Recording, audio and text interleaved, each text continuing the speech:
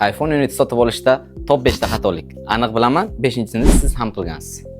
Birinchi xato. 256 GB lik bo'lsa bo'ldi deb boshqa parametrlarga e'tibor bermaslik. Aslida esa ekran, kamera, protsessor hamda batareyalarni solishtirib, telefon tanlash qiyin to'g'ri bo'ladi. Ikkinchi xato.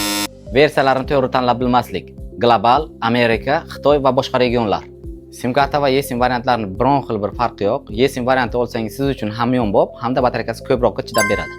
Uchinchi xato. Rastrojkada olishda ortiqcha to'lovlarni hisoblamaslik.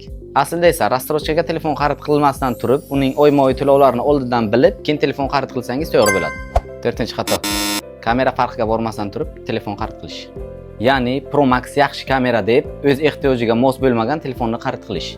Aslida esa video montaj qilmasangiz sizga Pro va oddiy versiyasi yetadi. Agar siz bloger, moblogger bo'lsangiz, siz albatta Pro Max yoki so'nggi rusumdagi telefon xarid qilishingizni tavsiya qilamiz.